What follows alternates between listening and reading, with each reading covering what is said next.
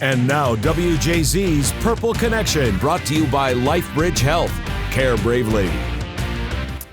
And this is Purple Connection. I'm Alex Glaze. It was never going to be easy. That's not how this works. But the Ravens back in Baltimore with their first win of the season, looking to build on that as they get ready to host the Bills in a huge AFC matchup on Sunday night. Now, we'll talk about the game in a little bit later on in the show. We have a packed show tonight. I have Rob Long from 105.7 The Fan, Kyle Goon of the Baltimore Banner, and we got a Terp, Dante Trader Jr. joining later. But first, let's talk about that win. The Ravens entered the game with an 0-2 record, desperate for a win. Lamar Jackson and the Ravens offense delivered early. The Ravens scored touchdowns on each of their first two drives, and they ran that ball early and often. 274 yards rushing on the day for the Ravens, and you guessed it, Derrick Henry led the way. It's the game that Ravens fans have been waiting to see. 151 yards on the ground for Derrick Henry, 2 touchdowns as well. Kyle Van Noy and the defense, they were applying pressure to Dak all day. Van Noy had 2 sacks. The Ravens led by 22 going into the fourth quarter, but that's where things got interesting. The Cowboys scored 19 unanswered points. Heart rates throughout Baltimore elevated. We've seen this movie before, but in the end, the Ravens hold on for a 28-25 win and avoid an 0-3 start. Well, no one wanted that. That's not something that we wanted. So, that's what made the fourth quarter so interesting. It was tough. It was challenging fourth quarter. I was proud of the guys in the sense that they finished. Would have liked to have seen the job done a little sooner.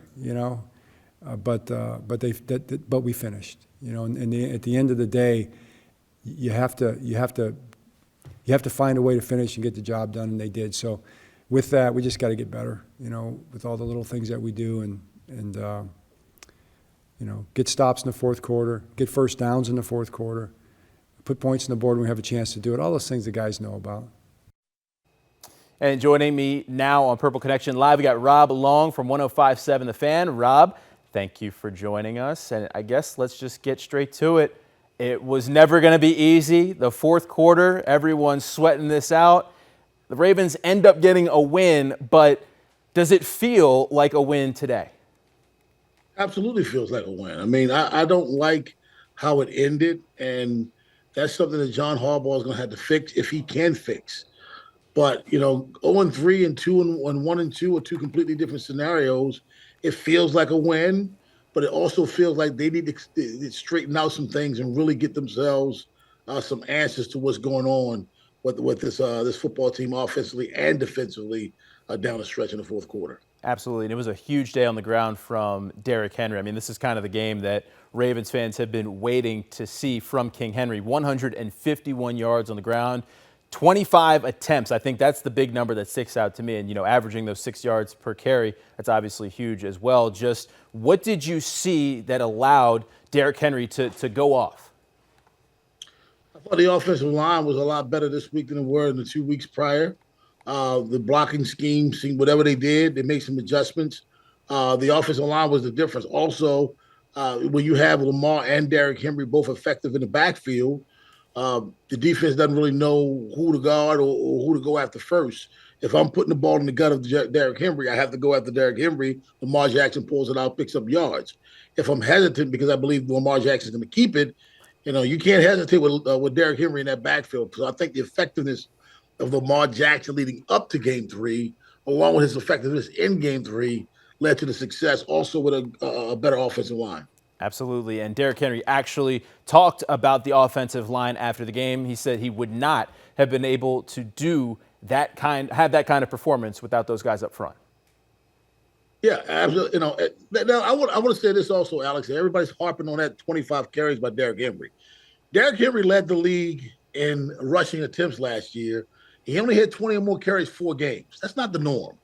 People are caught in the old NFL where everybody had 20-something carries. It's just not the norm anymore. Yeah, but it's good to see, especially when Harbaugh after the game is saying that that's the kind of identity. First time we've actually heard him say that's the identity he wants for this team, right? A hard-nosed running team. So if that's the kind of game that we got moving forward, I think that's a good thing. But I want to talk to you a little bit about the offensive line because a lot has been made about that group, especially going into this Cowboys game, right? I mean, especially Daniel Faalele, right? You know, a lot was made about him. He was mentioned by name in the post-game press conference yesterday. Lamar Jackson saying, you know, people need to give him his flowers now for all the people that were out here criticizing him. Just what did you see from that right guard position that opened things up? Because there was a lot of big runs that were coming courtesy of Faalele. He's a good run. I don't want to say phenomenal. It's overstating things. He's a good run blocker, and they ran the ball 40-something plus times yesterday, which means he was in his element. I don't question him as much in run blocking as I do pass protection. If this team has to throw the ball 25, 30 times a game, then I think you'll see some warts. But in being able to fire out and go get somebody and create some holes, I think he was in his element, and that's when he's at his best. Absolutely. And I guess, you know, John Harbaugh kind of gets the last laugh at everyone who was kind of questioning him a little bit when he said he's going to stick with this group. What do you see as the future for this group moving forward? It seems like they're trending in the right direction as we go week to week. Week to week, yeah, they are trending in the right direction. I think, you know, you have a new offensive line coach because of the tragedy that happened with Joe D. So you got to get acclimated. You have a new voice now, and maybe they're getting used to that. Maybe the philosophy that hasn't changed, but having a new voice, you know, kind of getting acclimated to that as well. But I agree with you. This team is based on running the football. If they can run the football effectively and then pass off of the run, Alex, they're going to be trouble. They're going to be problems because Lamar Jackson can throw the football. This team shouldn't throw the ball 35, 40 times a game. They shouldn't. They should run the ball 30, 35 times a game. But if they can run the ball effectively, and what I saw yesterday against the Dallas Cowboys team that hasn't been very good against the run, don't apologize for that. If a team's not good against the run, what do? You make them look not good against the run. And that's what the Baltimore Ravens did yesterday. I think it's a football team that can run the football against anybody. And when that happens, those passing lanes are wide open. Lamar Jackson can feast. I'm going to get you out of here on this, Rob. You know, obviously we have a big Sunday night game coming up with the Buffalo Bills coming to town. What are you expecting to see from the Ravens now that they've gotten the monkey off their back, per se? They got that first win under their belt. Now it's time to stack those wins. That's a great way to put it because they come in this game 0-3. Man, that's a completely different scenario, completely different situation against Josh Allen and the Buffalo Bills. I think it is going to be a heavyweight fight between two of the most explosive playmaking quarterbacks in the National Football League. I can't wait to Sunday Night Football, to be honest with you.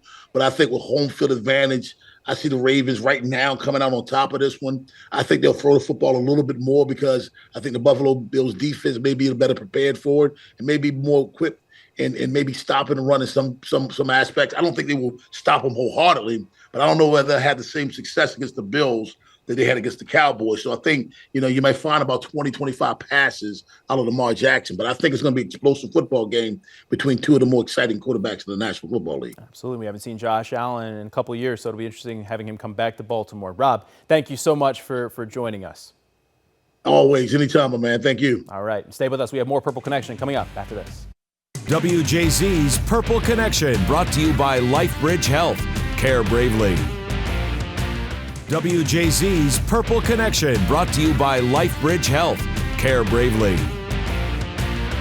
And welcome back to Purple Connection. Joining me now is Kyle Goon of the Baltimore Banner. Kyle, thank you for joining me. What's going on, man? How you doing? All right, I want to start by asking you about Ravens reality check you just put out today, taking a look at some of the national hot takes when it comes to the Ravens. What stood out to you today when it comes to those conversations about the Ravens? Yeah, it stood out to me that the Ravens-Cowboys game led every talk show I watched today, and there was almost no discussion of the Ravens whatsoever. All the storylines were based completely on the Cowboys. The Cowboys are soft. The Cowboys didn't sign Derrick Henry. And I was like, well, I mean, you could give a little love to the team that did sign Derrick Henry and piled up 274 yards. So I just thought, you know, for the Ravens, a team that a lot of people talk about being a Super Bowl contender this year, could have dedicated a little more discussion to their breakthrough win. Absolutely. All right, we're going to play a little game. We're going to call this What's the Word? I'm going to read you a statement, and you fill in the blank. Let's start with kind of one of the more controversial topics coming out of the game. Odafe Oweh's roughing the passer penalty was what? What's the word? Non-existent, missing in action, a travesty. There's a couple words I could think of it. I watched that play over, and the way it was explained to the Ravens coaching staff was Odafe Owe lifted up Dak Prescott and drove him into the ground. I just thought, bang bang, he tackled him. So if we're going to call a regular tackle right as the ball is leaving Dak Prescott's hand a penalty, well, maybe we should play a different game. Yeah, I'm going to go with questionable, but I almost went with embarrassing. Definitely the biggest head scratcher. That's just not roughing the passer. Like, it's just not what that rule is meant to be. All right, let's move on. Derrick Henry's stiff arm is what? Jarring. I think when I watch Derrick Henry stiff arm someone, I kind of feel the shaking in my bones personally, Alex. I don't know about you. I said violent. I tweeted it yesterday when I was watching it live. I've seen Henry stiff arm people for years. It's a violent stiff arm. There's just no other word to put it that gives it justice. He throws things out there with the intention of putting someone's son in the dirt. He has violent intentions when he's putting that out there. So I'm going with violent. On a more serious topic here, Justin Tucker missing another field goal is what? It's a bit of a heartache, huh? I mean, we were talking about that last week. He missed a 56-yarder. I thought it wasn't so big of a deal. I'm starting to reconsider that. I mean, his last 5 misses have all been wide left. Obviously, Justin Tucker is a legend, one of the most accurate kickers in NFL history. But a 46-yarder, missing that, now missing field goals in 3 straight games, first time in his career. I just feel bad for the guy, and I could tell John Harbaugh talking about it felt that too. Yeah, I say troubling. I mean, there was a time when Justin Tucker was the standard, when you never had to question when he went out on the field if he was going to make or miss a field goal. But, that's just not the times we're in right now. Missing from 46 yards. I mean, at what point do we start to have a real conversation about Justin Tucker? It's happening. Yeah. It's happening right now. And one that I think is not maybe getting as much attention as maybe it should be here to finish this off. Mark Andrews having such a small role in the Ravens offense is what? Concerning. I kind of feel like the Ravens in the pass game just haven't had, just a go-to guy lately. I mean, that first game, it was Isaiah Likely. Last game was Zay Flowers, and this week, they didn't really need to pass that much. But, Mark Andrews just for years has been Lamar's go-to guy in the pass game, just beating defenses the way he knows how, and it just hasn't showed up yet. Yeah, I say confusing. Just one target yesterday, getting out-snapped by Isaiah Likely and Charlie Kohler. I mean, Harbaugh kind of shrugged off the question when he was asked about it earlier today, but like you said, this is one of Lamar Jackson's security blankets and a huge part of this Ravens offense in years past. I just don't know what to make of this. I don't know if Mark Andrews is healthy, after that car accident. I just don't know what's going on. But a lot of questions that it sounds like we're not going to get any answers to just yet. But Kyle, before we get you out of here, why don't you tell the people where they can find you? Yeah, I'm at Kyle Goon on all the social media platforms and at thebaltimorebanner.com. Right and every day, check us out. Absolutely, putting out great stuff covering the Ravens, Orioles, everything. Anything that you're talking about, Kyle's writing about it. So, Kyle, thank you so much for joining us. Thanks, Alex. All right, we got a look around the league and a check-in on that weather as we get ready for Sunday night and tailgates. Get ready in Baltimore again. Stay with us. We'll be right back. WJZ's Purple Connection, brought to you by LifeBridge Health. Care bravely. WJZ's Purple Connection, brought to you by LifeBridge Health. Care bravely. And welcome back to Purple Connection. Let's check in now with our LifeBridge League checkup. And we're taking a look at this, look around the league. Yesterday, a lot of storylines coming out. The big one, though, Red Rocket, Andy Dalton, 3 touchdowns. And the Panthers win versus the Raiders. Sam Darnold might be the MVP right now if the voting ended today. 4 touchdowns in the Vikings win over the Texans. And the Eagles, we don't have Rick here tonight with us. They're down A.J. Brown. Devontae Smith leads the game in the fourth quarter, but the Eagles find a way to gut out a win, a big win for the Eagles team against a very good Saints team. And 3-0 teams, Vikings, Seahawks, Chiefs, and Steelers, just how everyone had it drawn up going into the season as we take a look at the AFC North standings. And the Steelers at 3-0 atop of those standings. The Ravens get the win, 1-2, Browns 1-2, and the Bengals playing right now. So season not completely lost just yet, but the Steelers 3-0. Very interesting start to the season for them. But we have a game here on Sunday night. That is a live look right now at M&T Bank Stadium. It is all clear right now. Let's bring in Steve Sansa right now to tell me, Steve, is the weather going to cooperate with all of the festivities that people are planning for this weekend? I see raindrops in your background. That's not a good sign. Yeah, so I'm showing you the raindrops now because we're going to take care of business this week. Because if you're looking at the forecast and you're thinking, my gosh, it's raining every day, Sunday is the one day where we have a nice break. So rain throughout the course of the week, of course, will keep the field protected. We'll be watching this. This will eventually become a hurricane, but there's a blocking pattern, and so that is good news for us. We'll be drying things out. Look at this. Temperatures in the upper 60s to low 70s. Kickoff temperature 71 degrees. In the afternoon hours for the tailgating, which probably will start really early, will be in the 70s. It looks like a dry, comfortable forecast. So it's going to look good this go around. So go Ravens flock. Alex, back over to you. All right. Well, I like that, Steve. So we're going to have a dry game because I'm going to be out there. So I'm glad I don't need to pack my jacket. And, you know, people in Baltimore, we like a good Sunday night football game. So I think people are going to be out and about. So it's going to be a great night to be out there and enjoy the game. Yeah, and you don't want any injuries either. So you introduce rain into the forecast. That's when you start to get people injured, and it's just miserable to sit through here, especially this time of year. So good for the fans, good for the players, hopefully good for the game. Love that. A nice, comfortable temperature, too. Thank you, Steve. You bet. All right, and join us at Jimmy's Famous Seafood for our taping of Purple Playbook with Isaiah Likely, Rick, Tori, and Isaiah. That's tomorrow evening starting at 7 p.m. at Jimmy's Famous Seafood. Tickets are still available. Stay with us. We have a lot more coming up on Purple Connection. Dante Trader Jr., one of the Maryland Terps, is joining the show, coming off a big win. Stay with us. WJZ's Purple Connection, brought to you by LifeBridge Health. Care bravely. WJZ's Purple Connection, brought to you by LifeBridge Health. Care bravely. And welcome back to Purple Connection. Joining us now, we got Maryland Terp Dante Trader Jr. Dante, thank you for joining us again.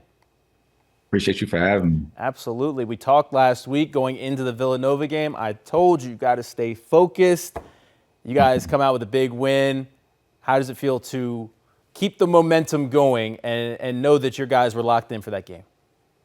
It was big, you know, going into an FCS opponent that's at that caliber was really challenging to stay, you know, locked in and focused through all four phases of the game. It allowed us to get some momentum going into our, you know, the rest of our Big Ten play, which we needed. You know, we started off very fast, which, you know, I think I mentioned we were going to try to do.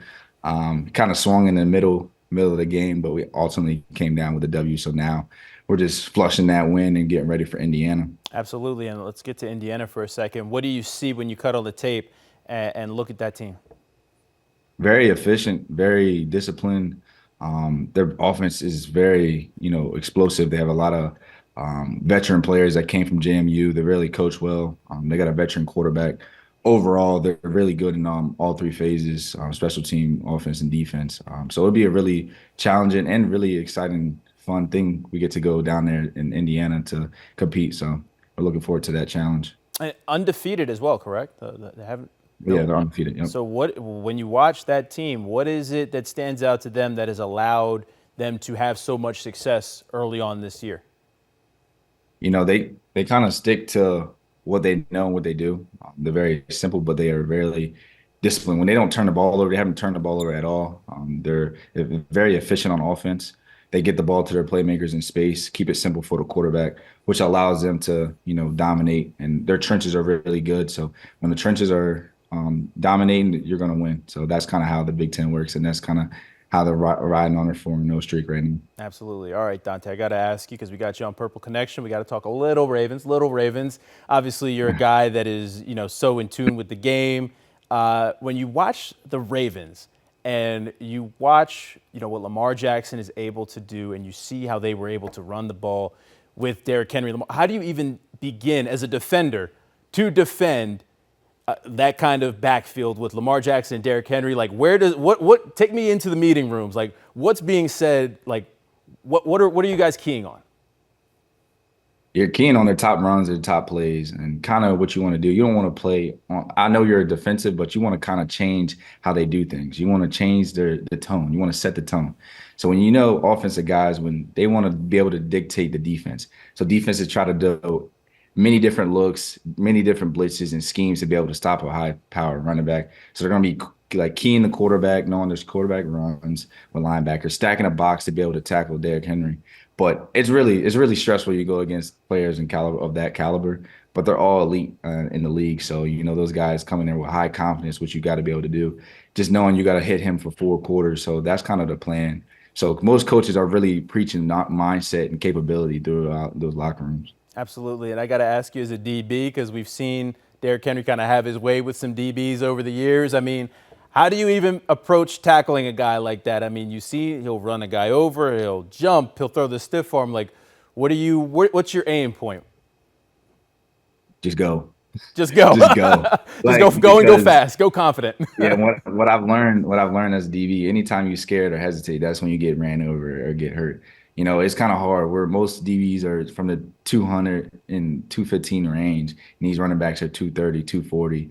And so you're already at a disadvantage. So you just got to meet force with force. You're going to get ran over. You're going to make a play. So that's just what the game takes. So you just can't be scared and just put your nose in there. There was a time when I played, high school ball many, many, many years ago, and it was just cut the legs. But now you can't even do that because everyone's so athletic. You'll just get hurdled. So that's funny. But you either get hurdled or ran over. There's no other. It's not a good outcome for you either way. Dante, thank you so much for joining us, and best of luck to you on Saturday. Thank you. All right, and that'll do it for this edition of the Purple Connection. I'm Alex Glaze. Thank you for joining us. We're here every Monday night. It's a lot easier to do this show coming off a Ravens win. We are getting ready for Sunday Night Football, a very tough Buffalo Bills team coming to Baltimore, but we're ready for them. The bank is going to be rocking. The Ravens are going to be ready coming off a big win, looking to build some momentum. Have a good night.